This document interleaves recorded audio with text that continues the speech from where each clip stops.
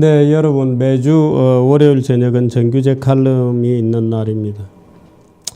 오늘은 종말론이라는 제목으로 얘기를 좀 드리겠습니다. 신문에는 Y 교수의 종말론 이렇게 했습니다. 이 Y 교수는 경제민주화를 초기부터 많이 주장을 했고요. 변형윤 교수와 거의 비슷한 대한민국은 농업국가로 가야 된다 이런 주장을 내세우는 그런 분이죠.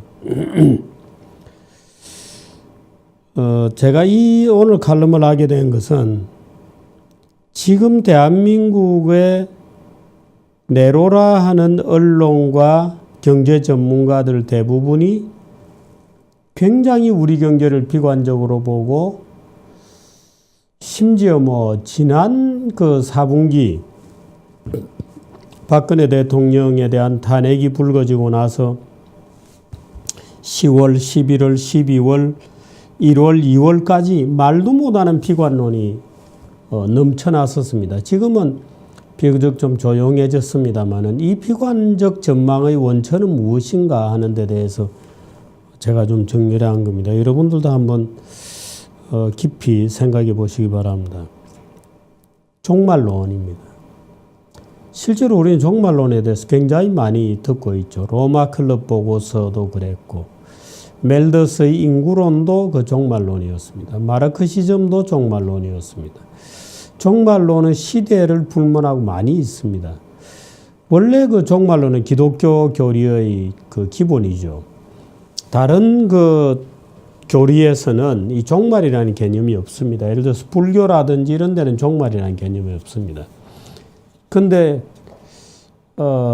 이 기독교 계통 종교, 예를 들어서 이슬람, 이슬람 기독교 계통이다 이러면 이슬람 무슬림들이 싫어할지 모르겠습니다만은 기독교 계통의 종교는 기본적으로 종말론을 갖고 있습니다. 인류의 긴 역사는 우주의 역사라고 해도 좋고 인간의 역사라고 해도 좋은데 시작이 있고 끝이 있다는 생각입니다. 그래서 closed time horizon이죠. 닫혀있는 시간의 지평입니다. 예를 들어서 불교 같은 경우에는 물론 불교도 긴 단위의 어떤 단위 시간 개념이 있기는 합니다만은 예를 들어서 급의 단위로 영급 급의 단위로 급의 단위는 여러 가지 이제 그 묘사하는 게 있죠. 모래알을 바닷가에 있는 모래알을 하나씩 다 세고 나면 또는 부처님이 입고 있는 옷이 다 닳아버리고 나면 말하자면 이런 식의 시간관념이 있기도 합니다. 근데 무량수라고 하는 기본 큰 개념을 가지고 있죠. 거기에 반해서 기독교의 종말론은 비교적 시작과 끝이 명확합니다. 시작도 명확했고 끝도 명확합니다. 중세 때까지는 이 시작이 언제였다는 날짜 계산까지 했었어요.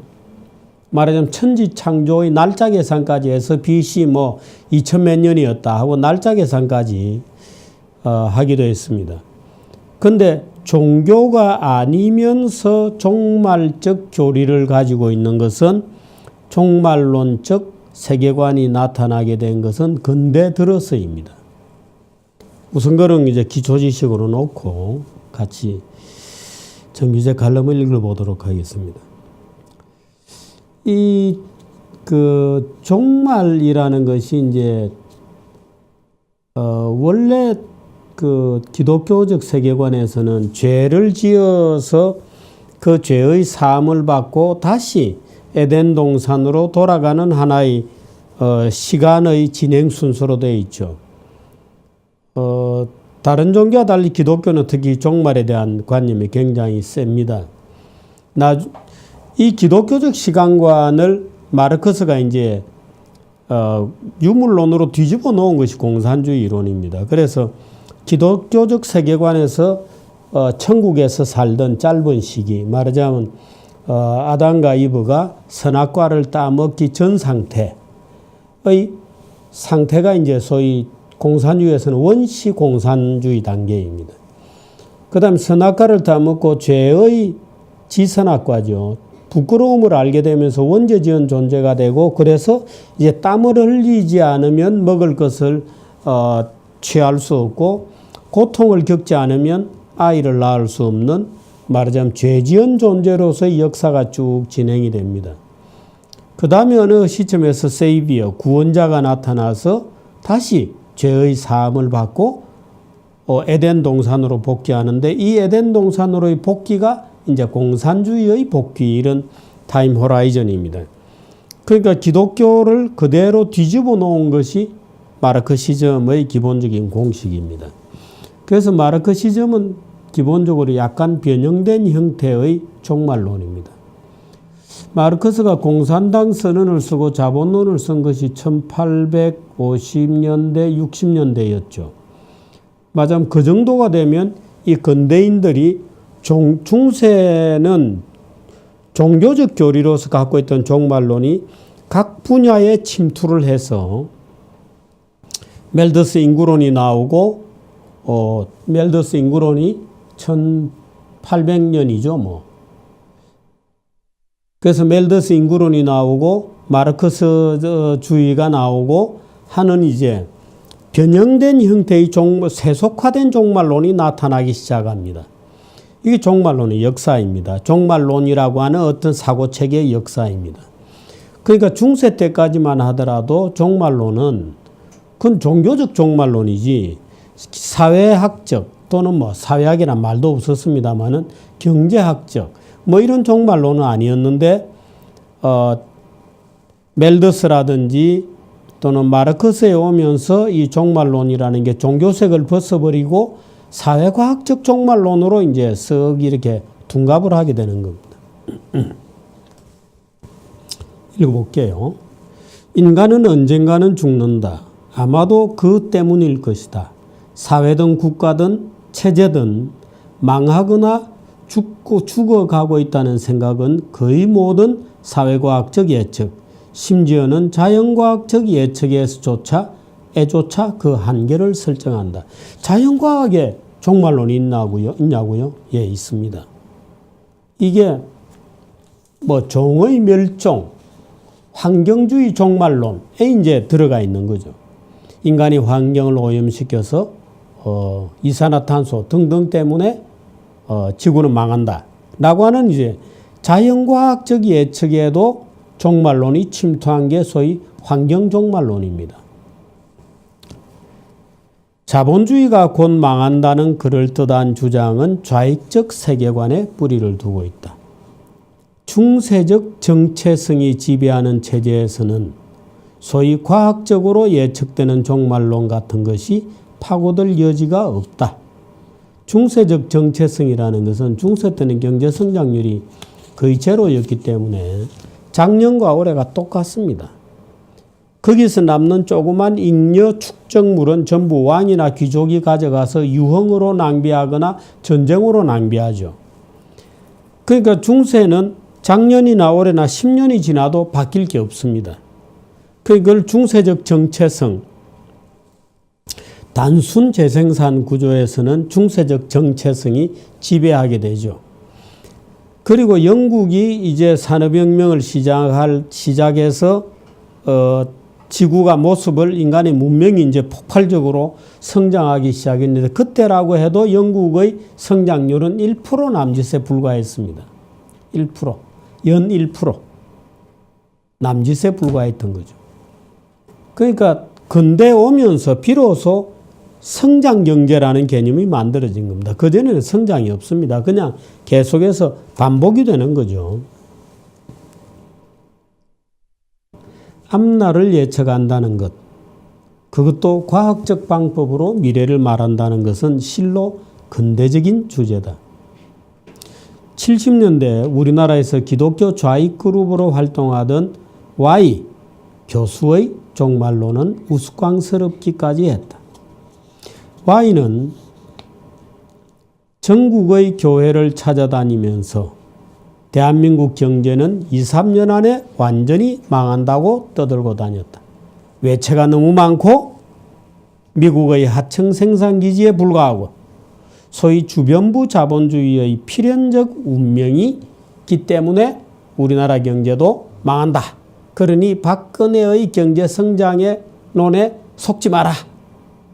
경제 민주화를 하자. 뭐 이런 주장을 편 거죠. Y. U입니다. U.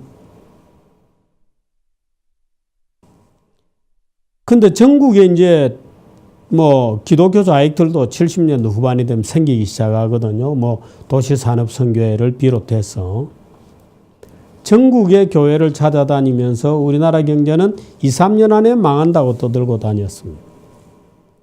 어느 날 경북 안동의 모 교회에서 비슷한 요지의 강의를 했는데 청중 가운데 한 명이 일어나서 당신은 3년 전에도 비슷하게 예언했는데 아직 우리 경제는 건재하지 않느냐고 반박했다고 한다. Y 교수로서는 위기의 순간이라고 할 만했는데 그 순간 놀라운 기지를 발휘했다. 아니 여러분은 예수 재림을 2000년이나 기다렸는데 그까지 2, 3년을 가지고 그러세요. 이렇게 얘기했다는 거예요.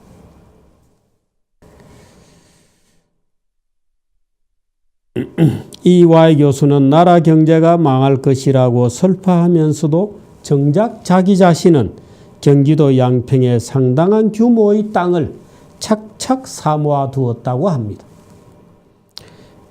유명한 반미 대학 교수의 자제들이 서둘러 미국 시민이 되는 것과 정확하게 같다.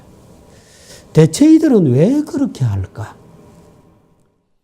이 Y 교수가 죽고 나서 그 양평에 있는 본인의 집이라는 데를 가보고 그 아방궁 같은 저택과 이 Y 교수가 가지고 있었다는 그 양평의 거대한 땅에 질급을 한 교수가 저에게 직접 해준 얘기입니다.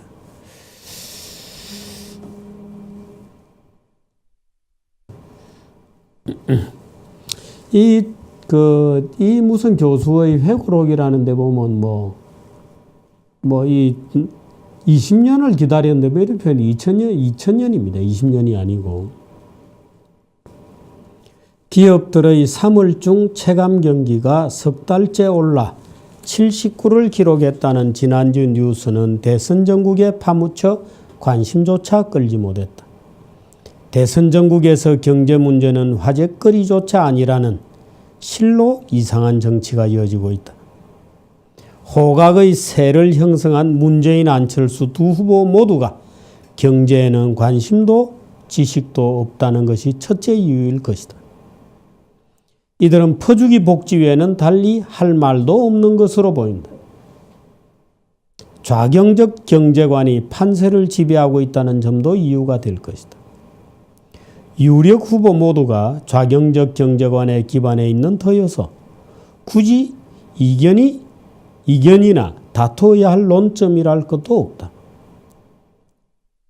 보수 진영의 홍준표 후보가 오히려 공세적이어야 하는 부담을 안고 있지만 아직은 양강의 판세를 파고들면서 자신의 이슈를 세우지는 못하고 있다. 경제에 대해서는 비교적 좋은 뉴스가 이어지고 있다는 것은 역시 가장 큰 요인이다. 이 지난 10월달 이후에 그토록 비관적이던 우리 경제 망한다고 하는 생각이 요즘 조금 이제 약화됐어요. 한국은행의 최근 발표에 따르면 작년도 한국의 경제 성장률은 2.8%였다. 꽤 좋은 성적표였다. OECD 평균 1.7%를 크게 웃돌았다. 특히 4분기는 0.5%라는 깜짝 성장을 만들어냈다. 모두가 제로 성장을 예고했고 급격한 하강 국면에 있던 발작적 경고가 울려 퍼졌던 데 비하면 서프라이즈라고 할 만하다. 김영란법에 대한 저주도 상당 부분이 과장인 것으로 드러났다. 김영란법 생각나시죠? 다 죽는다고 난리가 났었잖아요. 아마도 그 김영란법 때문에 언론들이 그렇게 히스테리컬하게 최순실 사건을 보도했을지도 모르죠. 제가 이렇게 얘기하면 기자들은 펄쩍 뛸지도 모르는데요. 심리적으로 그런 게 있는 겁니다. 뭐 기자들 뭐 밥 3만 원 이상짜리 얻어먹는 게 기분 나쁘다고? 라고 얘기하면서 그것 자체보다도 박근혜 니는 얼마나 깨끗하다고 그래? 라고 하는 그런 억하심정들이 쌓여 있을 수도 있었다. 고 저는 느낍니다. 김영란법에 대한 우려도 과장으로 드러났다. 소위 만들어진 비관론, 구성된 비관론. 이 만들어진 비관론은 원래 제가 구성된 비관론 이렇게 쓰려고 했다가 말이 좀 어려운 것 같아서 만들어진 이렇게 썼습니다. 진리는 존재하지 않아. 다만 이런저런 얼개를 논리에 맞게 끼워 맞춘 것이야. 라고 극단적으로 하게 되면 구성주의라는 말로 부릅니다.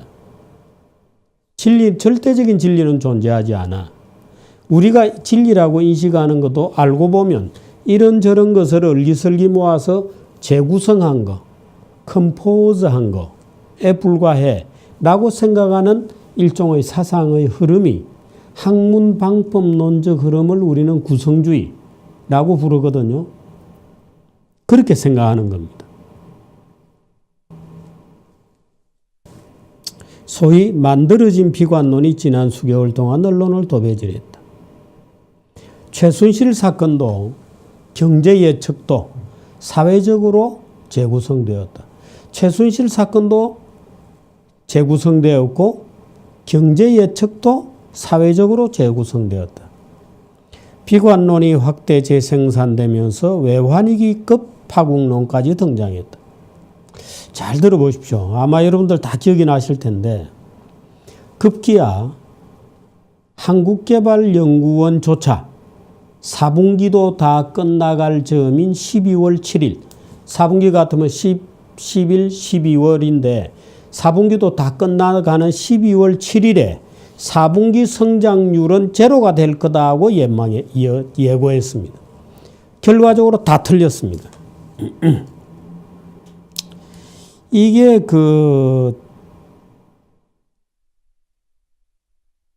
한국경제연구원은 4분기 경제 성장률을 마이너스 0.4로 예측했습니다. LG경제연구원도 0%를 거의 예언했습니다. 현대경제연구원 같은 데는 연말에 내년도 경제는 거의 망했다고 주장하려고 하다가 제가 그렇게 쓰면 엉터리가 될 거라고 현대경제연구소 소장한테 대놓고 얘기했습니다. 그렇지 않아. 그렇게 쓰면 나중에 엉터리 전망을 내놓아서 후회하게 될 거요. 뭐 이런 요지였죠. 근데 한국경제연구원, LG경제연구원, 현대경제연구원, 한국개발연구원은 더구나 국책연구기관입니다. 월급도 많이 받는. 한국개발연구원은 4분기도 다 끝나갈 즈음에 그럼 이미 10월, 11월은 성적표가 나와 있죠. 추정치긴 하지만. 그 12월 그만 보태면 되는데 이 전체를 0% 성장이라고. 근데 드러나 보니까 0.5% 굉장히 괜찮은 성장이었습니다. 그래서 연간 전체적으로도 2.8%라는 꽤 괜찮은 성장률이었어요. 다시 말해서 박근혜 경제는 괜찮았다. 박근혜 경제는 그렇게 살아났다. 그러나 아무도 엉터리 전망에 대해 시인하지도 사과하지도 않았다. 그때 이랬습니다. 모든 신문들이 10월 달에 막 경제도 엉망이다. 박근혜가 한 일이 뭐 있냐. 뭐 최순실이 뭐 어쩌고 저쩌고 경제도 개판이다. 다 망해간다. 그거였죠. 그래서 구성되었습니다. 부정적 증거들이 짜집기가 되어서 박근혜 경제도 거들났다고 전부 도배질을 했던 거죠. 그런데 지금 와서 보니까 새빨간 거짓말이었습니다. 심지어 KDI조차도 그 캠페인에 동참해서 0% 성장할 거다. 택도 없습니다. 0.5나 성장했습니다. 굉장히 큰 오차입니다. 이거는 저성장 국면에서는 굉장히 큰 오차입니다. 예를 들어서 경제 성장이 10%할 때 0.5%포인트 정도 틀렸다. 그건 사소한 거죠. 근데 2.8% 하는데 0.5%포인트가 틀렸다. 이건 굉장히 큰 비율이거든요. 이런 전망은 전망의 축에 안 들어갑니다. KDI가 이런 전망을 해놨다. 그럼 KDI 원장 사표내야 되는 거예요. 이런 엉터리 전망을 내놓으면 사표내야 됩니다. 그런데 아무도 엉터리 전망에 대해 시인하지도 사과하지도 않는다. KDI의 빗나간 전망은 더구나 부끄럽고 치명적이었다. 자본주의는 필연적으로 망한다는 좌익은 물론이고 좌익이 집권하면 나라가 망한다는 우익도 경제위기를 히스테리로 몰아갔던 겁니다. 진영 논리를 정당화하기 위해 경제가 실패하기를 바라는 엉터리 정치 전망들이었다. 정치 과잉이 만들어낸 저지력 사회 증후군이라고 할 만한 사건이었던 셈이다. 한국 사회의 지적 풍토에서는 누구라도 이렇게 당파적이 되고 마는 것 같다. 종말론을 펴던 Y 교수가 작고한 지도 벌써 25년이 지나갔다.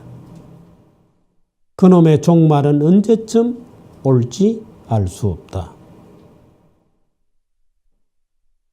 이렇게 썼습니다. 물론 저는 좌익이 집권하면 경제는 아주 안 좋아진다고 생각합니다. 그 증거를 우리는 베네수엘라, 브라질, 아르헨틴 이런 데서 충분히 보고 있죠. 좌익적 방법으로는 결코 사회가 발전할 수도 없고 경제가 발전할 수도 없습니다. 그렇다고 해서 작년 4분기에 박근혜 탄핵으로 몰아갈 때처럼 무자비하게 박근혜가 경제를 망쳤다 뭐 전부 거짓말입니다. 다 없어졌습니다. 지금은 아까 얘기했습니다만 기업들의 체감 경기도 좋아지고 있고 수출도 전년 동기 대비 2자리 숫자로 불어나고 있고 아연 활기가 도는 중이죠. 그런데 물론 일자리도 안 생길 겁니다. 가계부채 계속 높을 거예요. 내수경기 살아날 수가 없습니다. 왜? 이런 풍토에서는 이런 좌경적 정책으로는 경제는 못 산다. 점점 줄어들어서 미국에는 어떤 종류의 파국이 온다. 그 전에 뭔가 달라져야 한다. 그러나 당장 그게 작년 4분기처럼 박근혜를 죽이려고 억지로 경제 종말론을 부풀려 올리는 것은 웃기는 짓이었다. 이 더러운 XX들아. 이런 겁니다. 다 책임져야 됩니다. 언론들이 그때 뭐 말도 못했거든요. 경기가 다 망하는 것처럼 떠들고 다녔습니다. 다 지어낸 얘기입니다. 참 기가 막히지 않습니까? 기가 막히지 않습니까? 여기까지 하겠습니다.